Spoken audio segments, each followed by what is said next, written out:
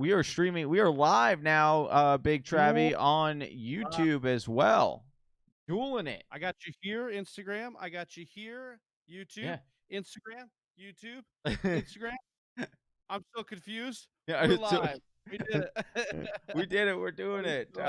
This is very kind of similar. Very kind of similar. I know that's not a real thing. But I don't know what to do with my hands right now, Travis, or where to look here. The car ran real good. Yeah, the car ran real good. But next Saturday, we starting at 10 a.m. Eastern, or no, not Eastern time, 10 a.m. Pacific Standard Time, 1 p.m. Eastern Time. We are going to be going live for 24 straight hours right here on YouTube. We will have some streams going on Instagram as well throughout the time, but we're going to be going 24 hours straight of live mock drafting.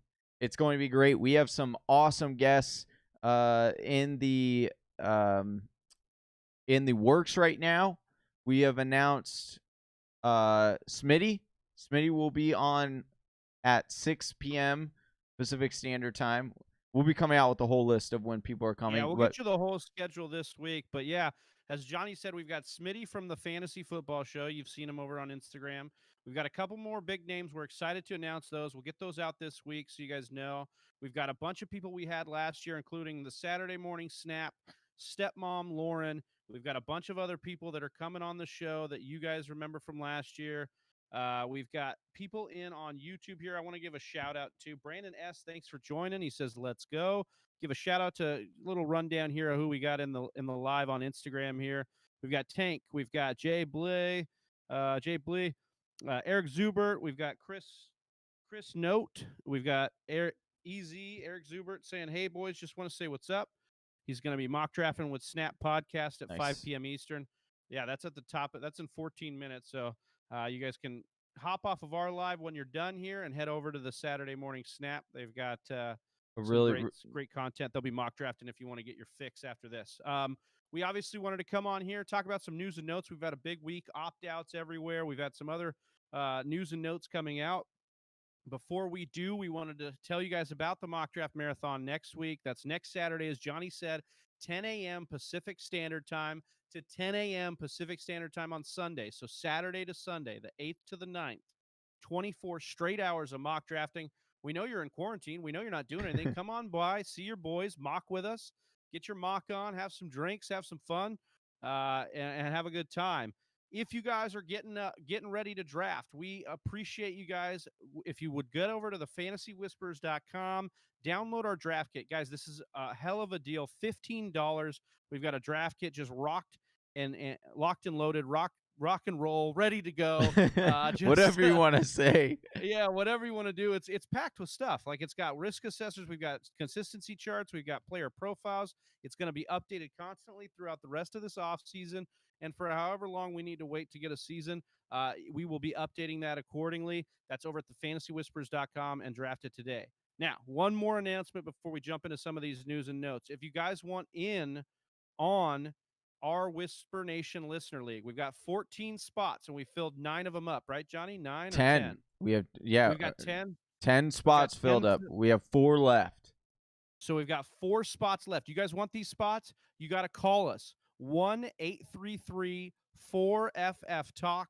That's 1-833-4FF-TALK. It's going around on the ticker here on YouTube. If not, DM us for that number. We will get it to you on Instagram and on the other socials. 1-833-433-8255.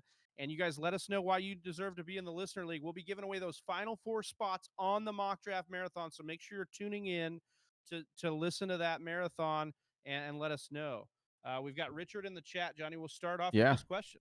Love Richard in the chat asking Waller or Swift in the 6th. So give him your take here. Obviously, this is going to rely on your roster construction, but who are you taking? Are you taking Waller in the 6th? I guess the question here really is, are you okay taking Waller in the 6th, or are you still stacking your positions? I'm still stacking my positions right there. I would Andy, which one? They're saying one of ours mic is a little low. Maybe it could be. Hopefully that'll work a little bit. What What's up? Oh, my brother just Andy, joined. can you let us know which mic is low, brother? I think I might have just fixed it. It might have been yours. I might have had it a little low, but let us know if it's not fixed, Andy. I appreciate that. Appreciate the feedback. As for Sterling in the chat on Instagram. What's up, Sterling? what up? Appreciate you, bro. So what I would say would be I would take Swift in the 6 over Waller. I love Waller, but taking a 6th round pick on a tight end, I'm not a big fan unless it's like one of the top 3 guys. That would be the only way I would really get. I understand the volume is definitely going to be there. I just would rather stack a position like and I'm a big fan of DeAndre Swift. I think that he's going to be a really good running back this year. So I would take Swift. But what about you, Travis? I know that you like Waller a lot this year.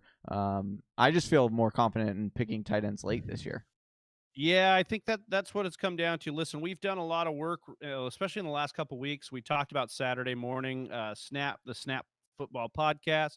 We recently went on their show. We did a late round tight ends, and what we were finding here is you're either going to take, in my mind, you're either going to take one of 3 guys in the top. You're going to take Kelsey, you're going to take Kittle. I'm punting Zach Ertz, or I'm taking Mark Andrews. Those are the guys I feel in my mind have the best shot to get 25% or more of their target market share. Okay. And then you're waiting, in my opinion, and I think Johnny's on the same page, for one of these later round guys. We've talked about Noah Fant. We've talked about TJ Hawkinson, Jonnu Smith. Hell, even Dallas Goedert has some major upside if something happens within that wide receiver room in Philly. So the point is that you could take a couple tight ends late in your draft and take your chance at the upside of those guys and get a guy like DeAndre Swift, because if anything happens to Kerryon Johnson, COVID offseason, something could happen. You got DeAndre Swift as a, pass catch capable running back in an offense that's going to be throwing all over the field. So yeah, I would rather take that upside than taking. Listen, I don't have any problem if you're a safety guy and you want to take Waller because he's a safe option. But I think the upside in Swift is just a little bit better than taking that safe option, in my opinion.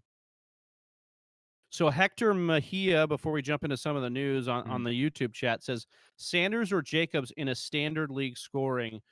Johnny, I think you got to go Jacobs here. We love Miles Sanders, right? But like Josh Jacobs was a top 10 in rushing attempts, especially in a standard league, because Sanders made a lot of his money in PPR leagues, in leagues where he could push the pass catching up.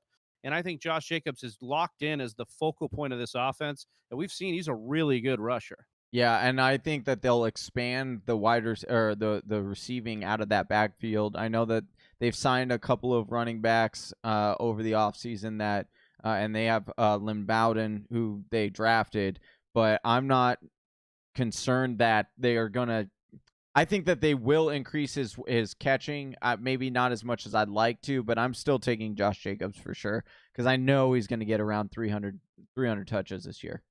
Yeah, I like that. I like that logic there. Andy Moss says, why does everyone do snake instead of auction? Any chance that trend continues over the next few years? Look, I think auction's a really fun way to draft. It's a way to shake things up. It's a way to really push the knowledge up. And it just adds that nice element. But I think there's something, nostalgic about Snake for people. I think there's something that brought us into the industry with Snake. So that's probably why it's going to stick around. Do I see the trend continuing? Look, every year we find people get more and more into fantasy football. So yeah, I see a world where auction could get a lot more popular because it does add that little element that we could try to get better at and push that skill forward. Any thoughts there, Johnny?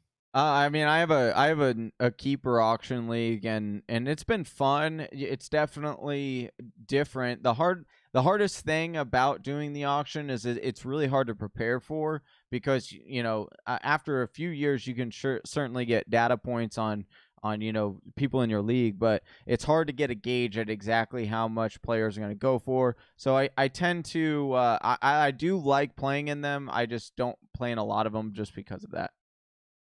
If everybody that's in the YouTube chat, we've got 8 people watching over here. If you could all hit that like for us, that would help in a big way. We get that out there to some of your homies that are watching as well.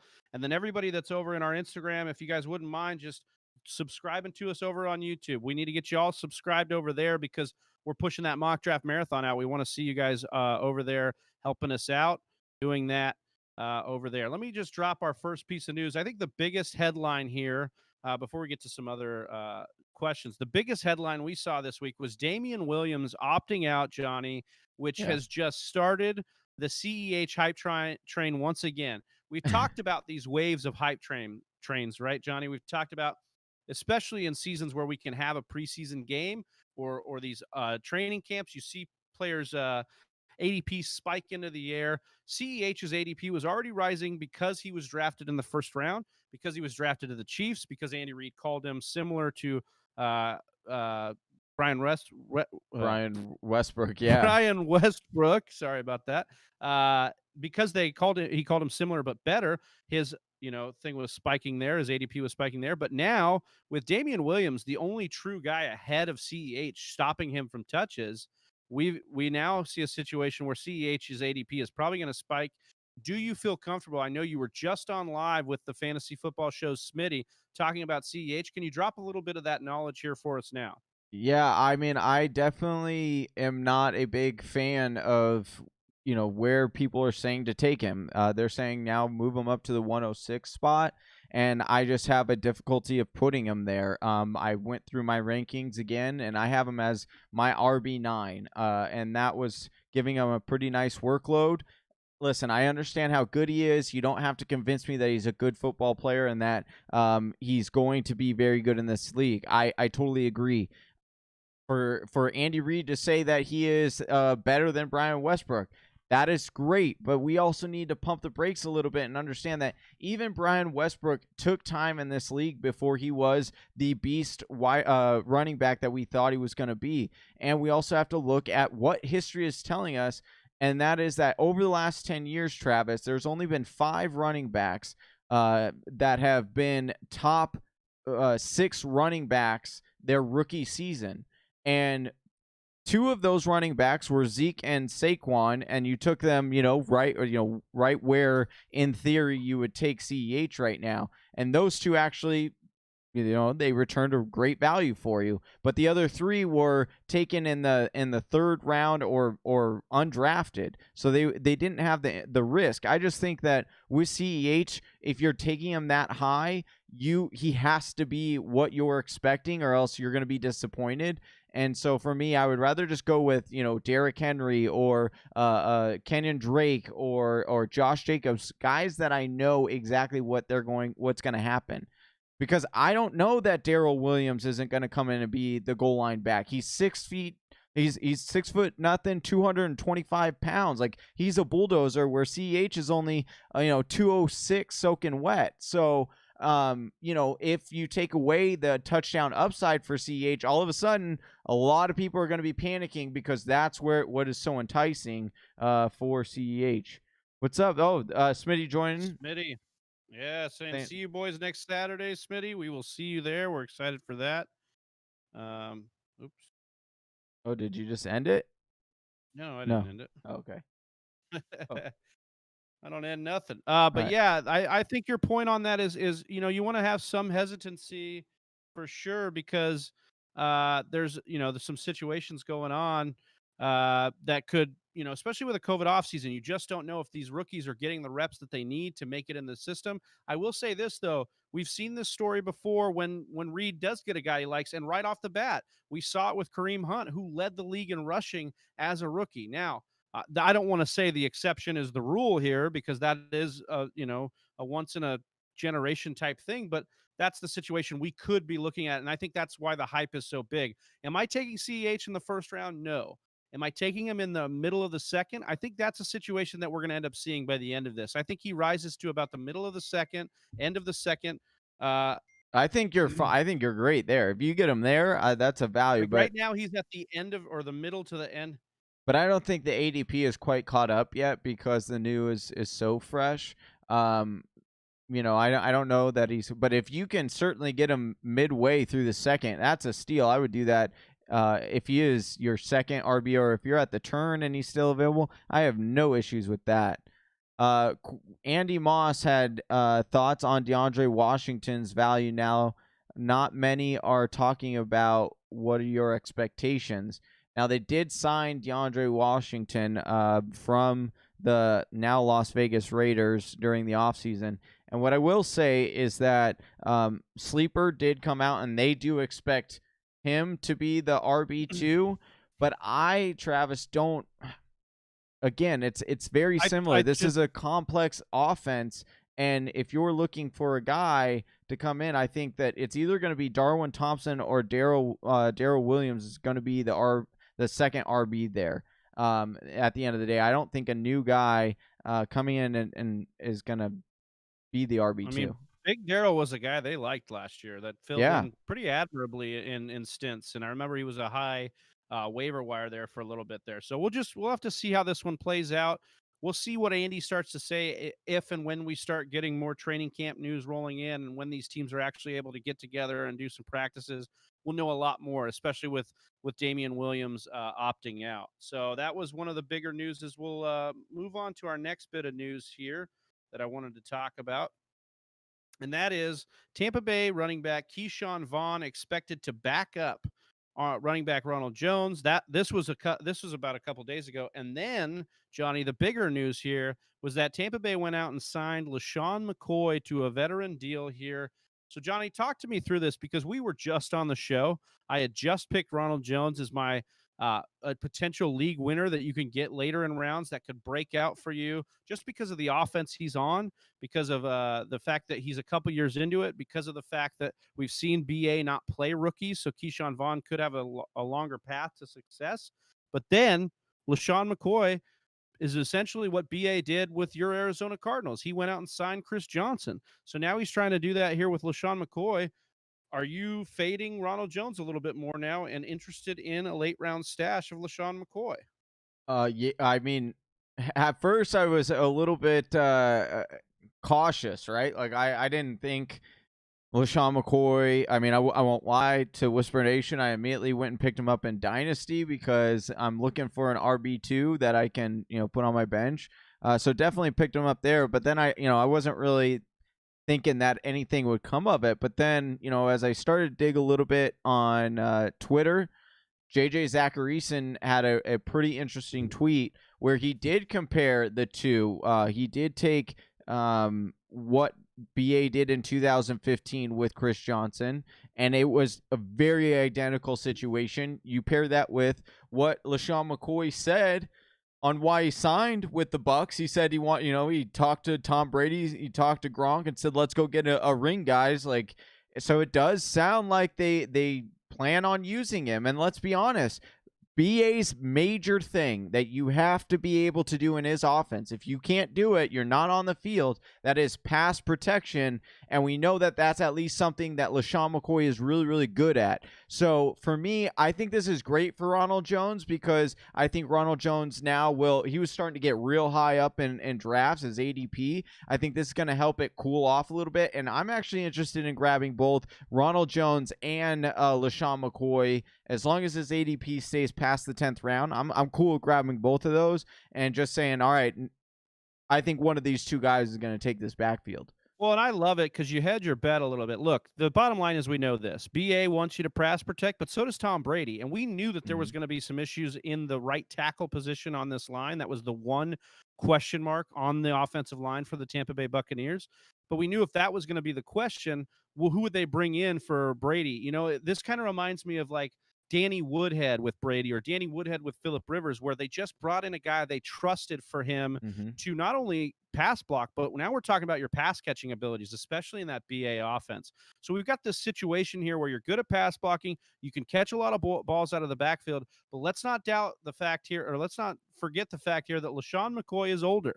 And he's getting up there in age for a running back. And so, as Johnny said, snag McCoy, sure, but maybe snag Ronald Jones too, because there's a situation where Ronald Jones can really be the guy that benefits and wins you a league because he's in this offense and he takes over for a guy that gets injured in Lashawn McCoy or something like that. What I will say is that Lashawn McCoy, as we all joke about, how he's looking old. Last year, he averaged over 5 yards per carry in that Kansas City offense. So, and Tampa Bay, we've talked about it, is on our draft kit as part of the cheat sheet. You get our offensive line rankings, and Tampa Bay actually has one of the better offensive line rankings, something that Shady hasn't had in a long time. So it could be the perfect storm there for you to grab Lashawn McCoy late in drafts.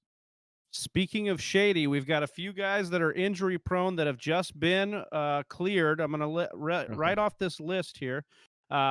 Tua has been cleared, said he passed his physical in Miami with no limitations.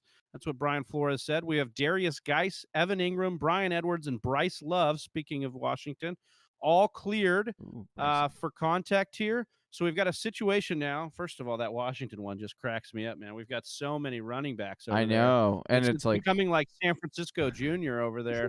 But I want to ask you, Johnny. I'll say these names again. Tua, okay. Tua Tagovailoa. You got it. You had Tua, it. Darius Geiss, Evan Ingram, Brian Edwards, and Bryce Love. Of this list, who is the guy that you are most interested in that has been cleared right now? Who is the one piquing your interest the most? For me, it's Darius Geiss. I really like the value of Darius Geiss right now, and when I watch his tape, I mean, this guy was really, really explosive. I'm hoping it was kind of like one of those unfortunate double injury, torn ACLs, and then we'll actually be able to see him, because I think that if he stays healthy, he will keep this backfield. Like, this guy is really, really good. Let's not forget how high Washington drafted him, like all the expectations that he had coming into his rookie season. And, like I said, what I've seen on tape, this guy is very, very electric.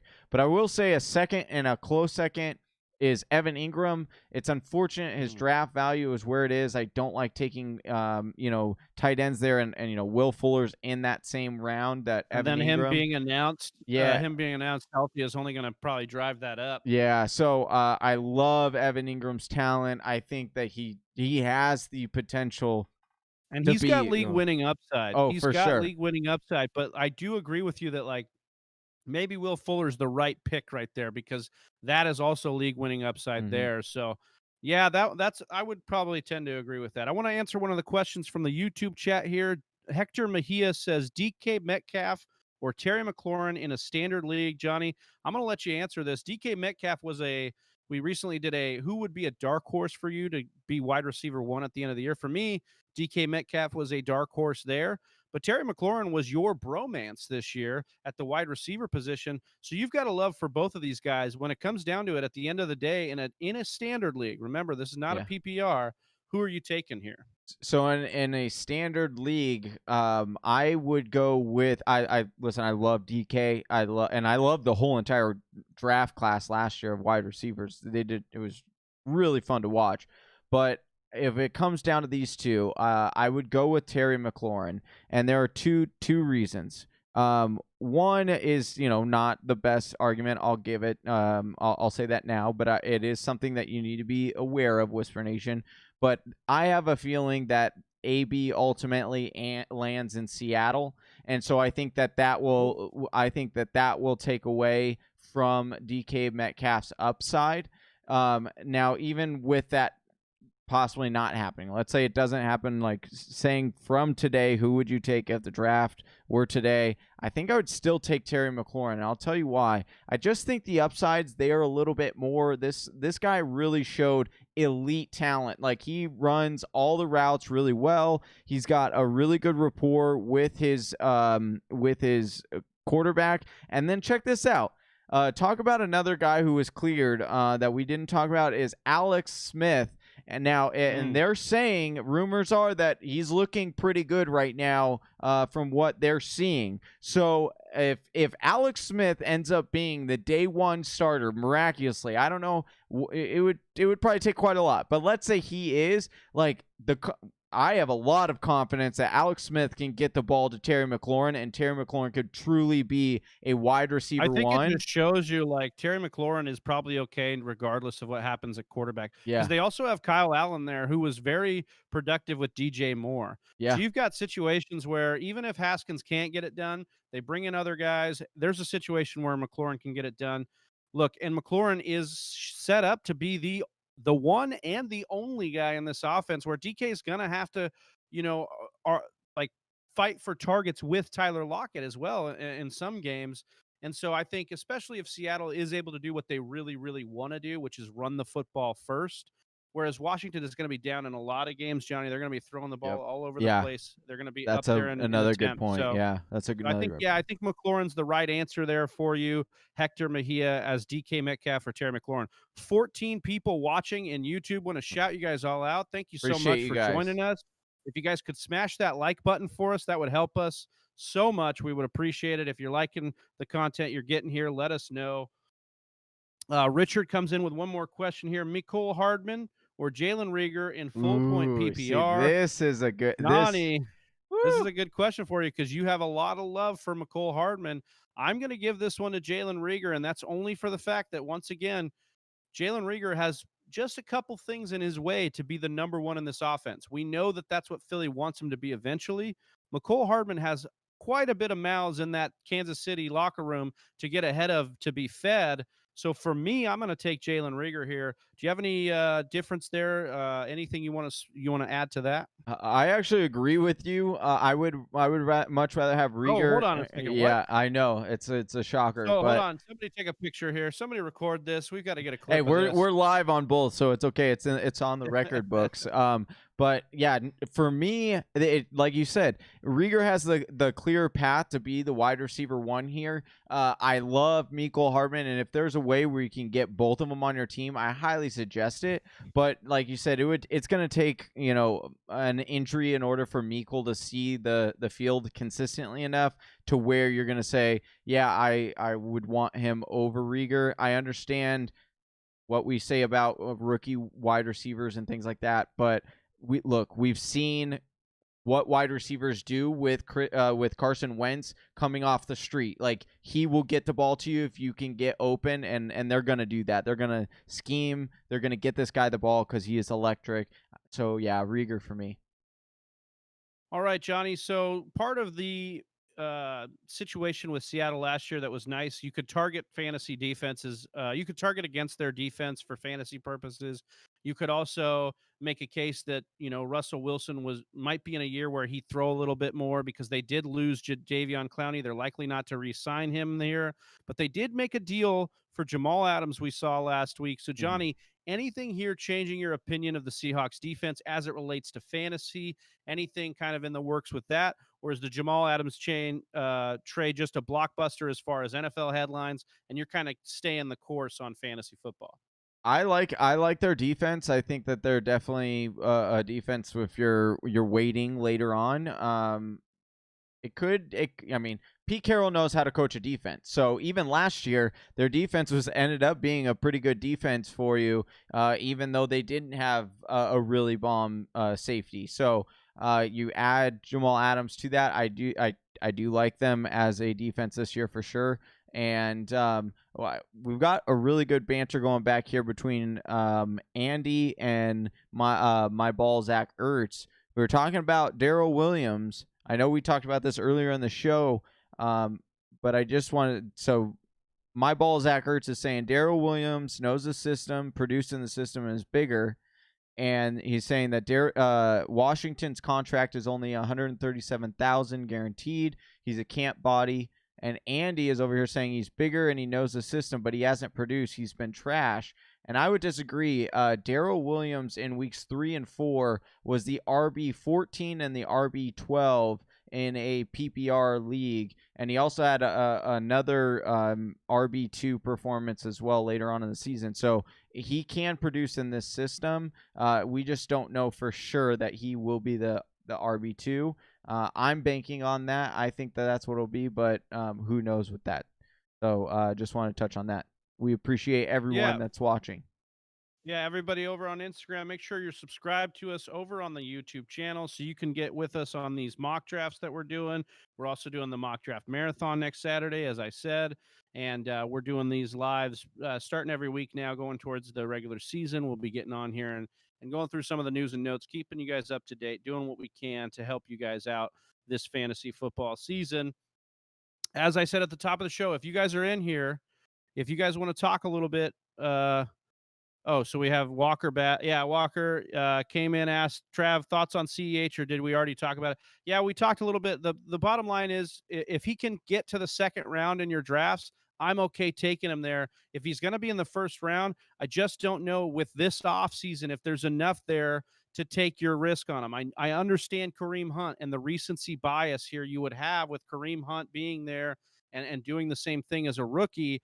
But I just think that this offseason's a little bit different with COVID, not getting the reps that you need, not getting the time that you need with Patrick Mahomes. Listen, everybody kind of hated on Damien Williams. The reason Damien Williams stayed around so long is because Pat Mahomes could trust him, especially on the wheel routes. He was exactly where he wanted him to be on those screens, and he got him the ball. And if you talk to Patrick Mahomes about what he liked about Damien Williams, it was the trust factor. He knew he was going to be there when he needed him to be. And that's why up until the opt-out, we really thought Damien Williams had a shot to at least start strong for the Chiefs this year. CEH, I think, is going to be the guy of this future. We know that, but I'm just a little hesitant to go all in a redraft league in the first round on a guy that's not getting the usual reps that a rookie would get at the running back position. So that's my take there. I did want to talk a little bit here about our draft kit over on the fantasywhisperers.com. You guys can get that. It's only $15. We're going to be updating it all off season, no matter what's going on with everything and the craziness. We are updating that thing for you. $15 is a steal of a deal for over 150 pages of just pure gold that we've got for you guys over there. So please go check that out. And also, if you guys are over here, we've got 15 of you guys watching in the YouTube channel right now. We've got a few more of you watching on Instagram as well. If you guys want in our Whisper Nation Listener League, there's 4 spots left, only 4.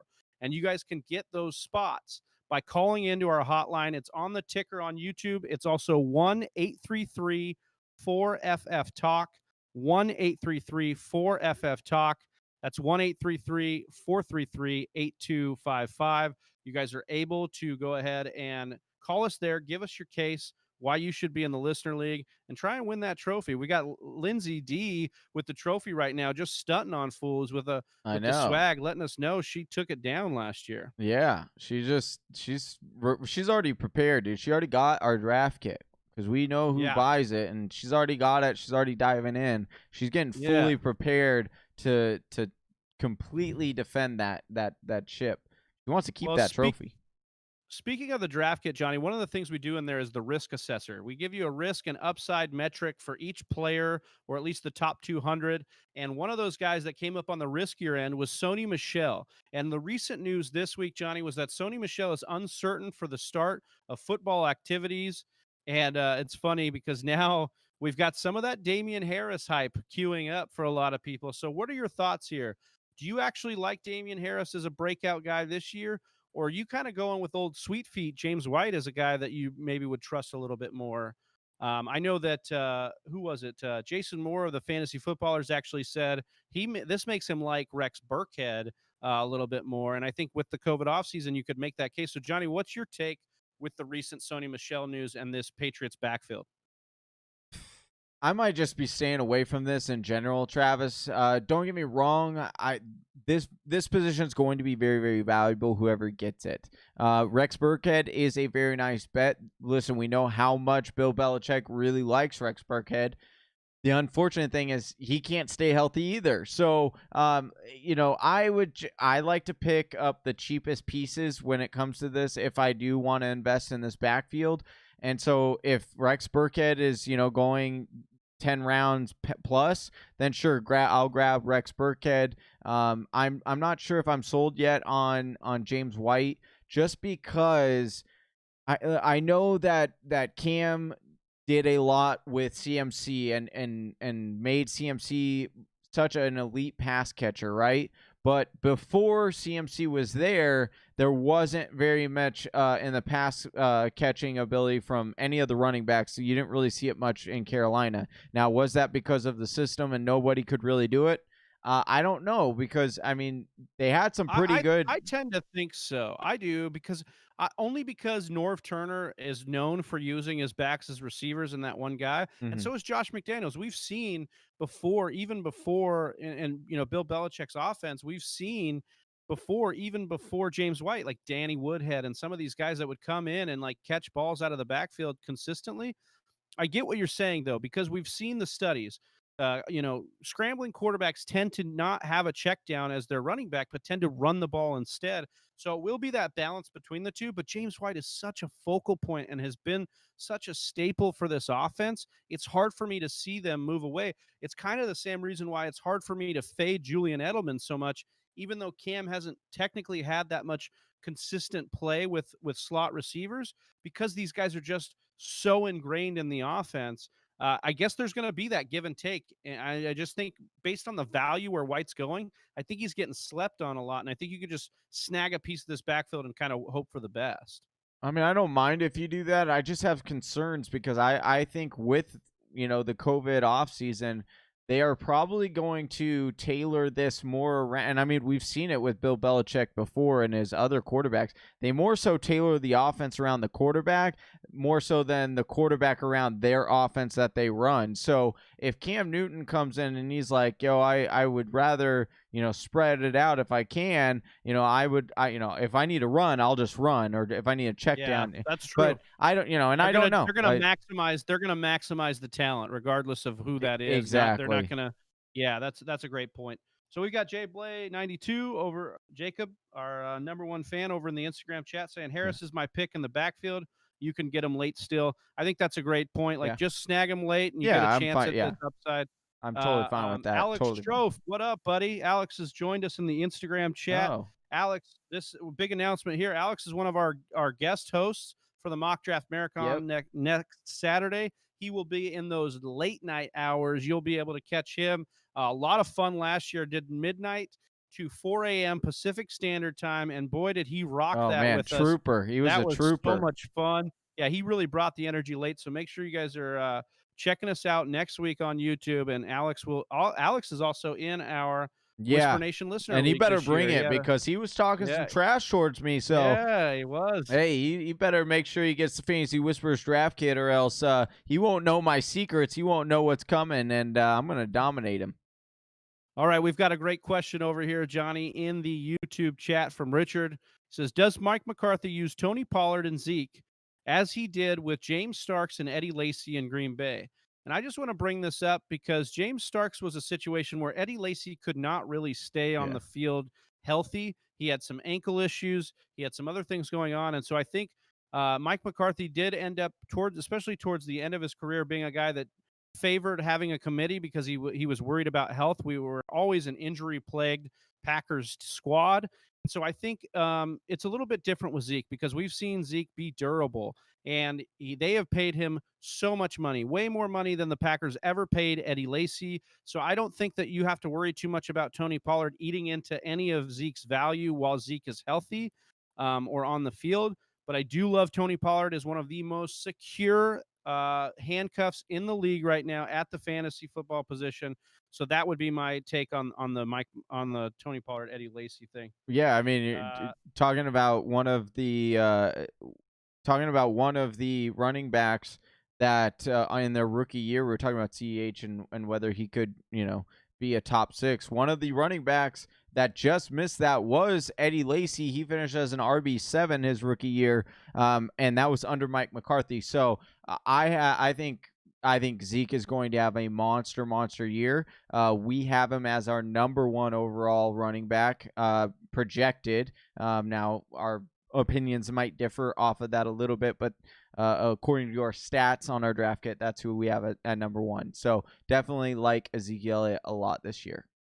Kevin O'Brien in the chat. Thanks for joining, brother, over on Instagram. Siamoto, what's up, fellas? What's going on, Siamoto? Appreciate you joining in.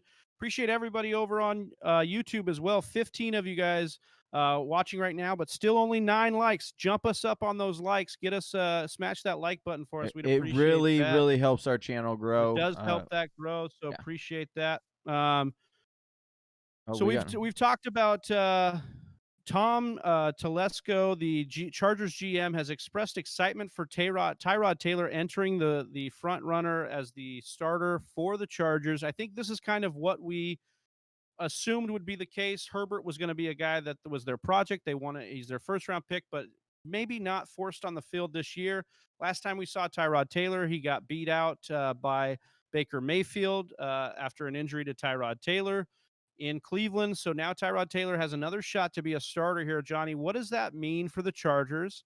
And what does it mean for the ancillary pieces? Kind of talk a little bit about the Chargers offense for me. It's definitely going to be different than what they're used to. I doubt there'll be as many checkdowns.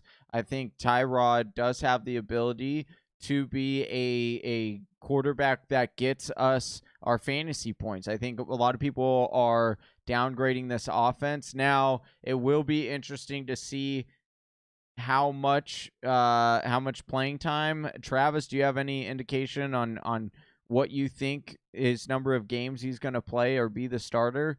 I think that's the major reason why the draft capital is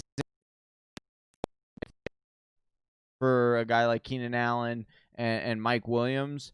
I don't mind either one. I think both of them have very nice draft capital, and I think that Tyrod could actually hold off this starting position all year.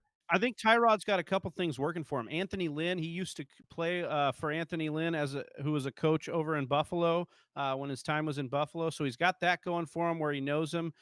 We've got the GM excited about him too. So there's a situation and the Chargers are really talented, Johnny, on both sides of the ball. So they are in a bit of a win now situation. So they would kind of like their chances with a veteran quarterback. So I think that plays in his. I think he could play 10 or more all games this year, depending on health. I think that's the situation you're dealing with him. So I like it. I like this for Keenan Allen. I like it for Hunter Henry. I even like it for Mike Williams. I think all those players are still usable and draftable where they're going. I even like Tyrod Taylor on some weeks, streamable in situations. But I will say this. I think Austin Eckler, we've been talking a little bit about him. We've been dogging him a little bit.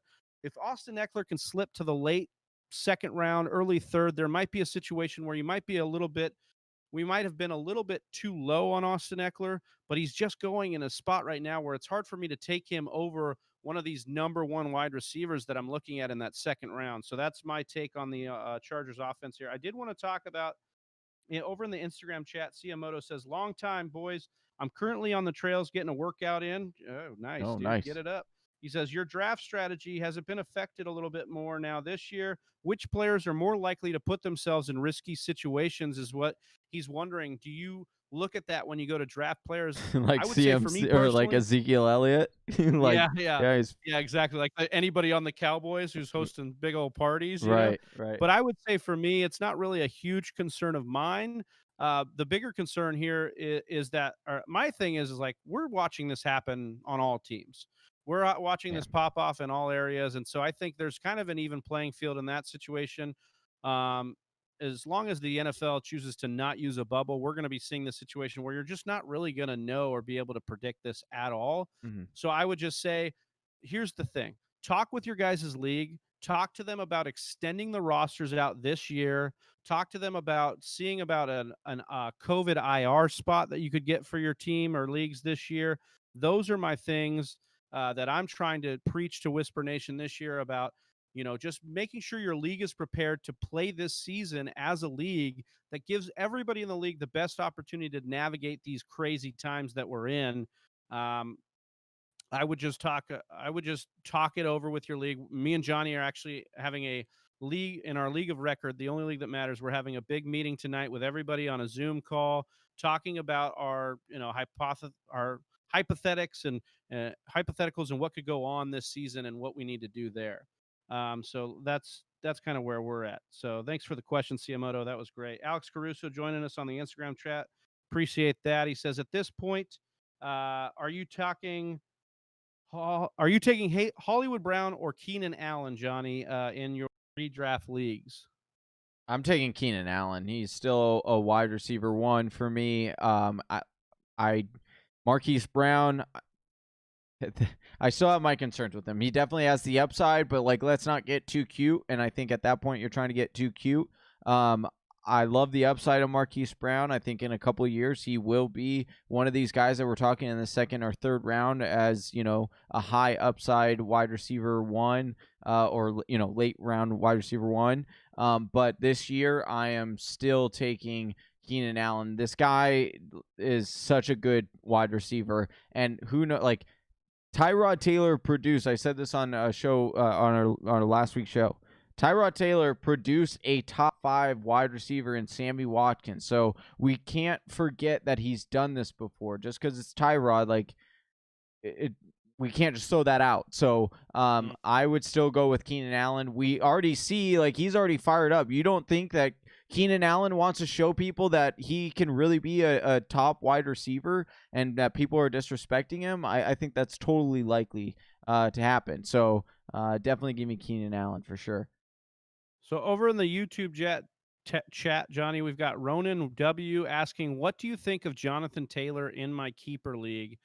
You've got a pretty good experience in keeper leagues. You also have been talking about Jonathan Taylor this week. That was another news item. Jonathan Taylor, basically his offensive coordinator, coming out saying, look, we love Jonathan Taylor, but we still expect Marlon Mack to start in this backfield, with Jonathan Taylor busting his butt to try and be a guy in this backfield as well. So, Johnny, give me your take on Jonathan Taylor in a keeper league. What for Ronan here? I would not, it depends on where you're going to draft him. It's Jonathan Taylor. The name is starting to, catch a little bit of weight here. And so people are kind of jumping on because of his significant talent. But I've been an advocate all along to pump the brakes on him because of this very situation. We know what we've seen from Indianapolis. And so for us to just all of a sudden say we're going to ignore that and what the coaching staff has done and then say, oh, just because it's Jonathan Taylor and what the coaching, let's listen, Indianapolis has always been truthful with what they're going to do with players. Always. That's why I changed my stance from T.Y. Hilton, being off of T.Y. Hilton, to being like, oh, actually, I'm cool with drafting T.Y. Hilton because this coaching staff. Big Travie came and told you you're full of crap. Yeah, well, that's part of. I mean, you started to turn my head, and you made me think I have to reevaluate, and I did. And then the coaching staff came out and said, "Hey, T.Y. Hilton's going to be who this offense runs through in the passing game." And it's like they have never lied to us. They've never lied to my. I mean, they probably has, but to my knowledge, they haven't. And so I'm going to believe in what they're saying, and I'm going to say that this is a 3-headed monster and that Mac is actually the lead guy. No secret. Frank Reich has always wanted to do this. Naheem Hines is still an issue with that passing, or still an issue, but he's still a guy there that they love out of the backfield to catch balls. Jonathan Taylor is going to be a factor, but so is Marlon Mack, and it's just going to be a little bit of a mess. It might be too much draft capital for you. But I think in a keeper league, Johnny, you may want to take him at the end of the year, depending on what draft capital you have to spend to get him this year, because next year you could see a situation where the team moves on from Marlon Mack. They have Jonathan Taylor as more of the banger. And we saw what Marlon Mack was capable of, Jonathan Taylor is a better talent than Marlon Mack, at least on paper. So that should be a situation where you might be interested. I just wish I knew where, where in his keeper league, because that would make a huge difference. But if it's top 5 rounds, I have a hard time paying that. Siamoto asking about the Devontae Adams jersey behind me. He asks, is it signed? I want it. Yes, it is signed. This is actually a gift from Johnny Game Time over there, who gave it to me. Big ups to that. After last year's 24-hour, actually. Yeah. So big ups to Johnny. It's a smooth jersey. I love my boy Adams. Love my Packers. And I can't give you this one, but you can check it out over on PristineAuction.com. And I'll even let you know, that was hard for me to give you. I'm a huge Devontae Adams fan. Yeah. That was hard for me to give Big Travie. But we will be giving away some dope jerseys during our mock draft marathon. Including the Alvin Kamara jersey, correct? That's the one we're giving away. We have Alvin Kamara. We got T.Y. Hilton. And I'll announce it now. I haven't even told Big Travie this, so this is going to be news to him. Just got it last night. Oh. Signed. We'll be giving it away during the mock draft marathon, so you're going to make sure. We'll be giving away. Hey, depends on if I like it. No, you're going to like this one. But you're going to make sure you want to like and subscribe to our channel so you can win this. We have a signed Kenny G jersey that we will also be giving away. We both think that Kenny G is prime for a top 5 wide receiver this year. So make sure that you get that. We want to give it to you, Whisper Nation, but you got to be subscribed and to our channel, to our content, and be live during our mock draft marathon. to get that. Siamoto asking if you guys are doing a fan league, please invite me. Dude, I got to give this to you. Johnny, tell him the number. I'm going to type it in here. It is 1-833 433 5. Oh no, I'm messing this up now. I just messed it up. Hold on. It's 1-833-4FF Talk. 1-833-4FF Talk is the number. The actual digits I think it's 1-833-433-8255. Or 8255. I believe it's 8255. 433-8255. Yeah, I believe that's it. So we have one more. Richard said Cam Akers in the 6th or Darrell Henderson in the 9th. Travis, I'll kick this one to you because Cam Akers is actually a guy who you have your dark horse to finish as the RB1. So do you think a 6th round for Cam Akers is a good value, or are you going to take Darrell Henderson in the 9th? Or are you going to take both? Or is you just say that's cheap enough for me to take both? 6 is getting a little expensive for Cam Akers, but I understand it. Anything higher than that, I'm a little bit hesitant, only because of the recent news that we've heard out of the Rams saying they're going to use a running back by committee. I don't think they're going to have a real choice here because a lot of these guys do different things: pass blocking, catching out of the backfield, things of that nature. And that line might be in trouble, and they might need to bring guys back in. We saw last year they weren't able to put Todd Gurley out on as many routes, or even any of the backs there on as many routes, because they had to bring him back in to pass block.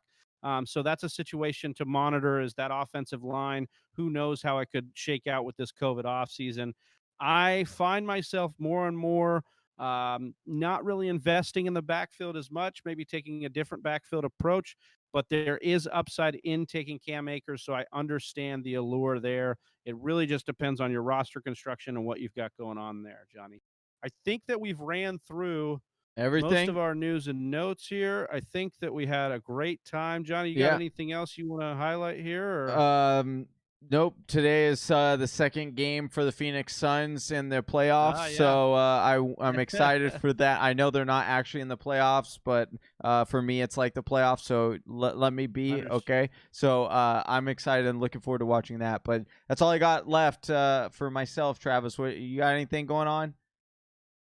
We've obviously got that COVID preparedness meeting tonight with our League of Record. Really excited to get through some of these obstacles and challenges as a league. And then also just want to wish everybody a great week. This is the final week before our mock draft marathon next weekend, Saturday to Sunday, 10 a.m. Pacific Standard Time to 10 a.m. Pacific Standard Time, August 8th through 9th. We've got huge guests we're going to announce this week. We've got Stepmom Lauren, Smitty from the Fantasy Football Show. We've got the Saturday Morning Snap Fantasy Football Podcast, Alex Strofe, so many names. Your boy Johnny and I, Austin from our Mock Draft Mondays. All of these great things going on. Appreciate you guys coming on here. Everybody giving us big ups in the chat. We appreciate you. Appreciate you. Derek, thanks for joining late here on Instagram. Siamoto, thanks for checking in. Everybody, we love you. That's Johnny Game Time Hicks. I'm Big Travie. We're the Fantasy Whisperers. We're out. Peace. Peace.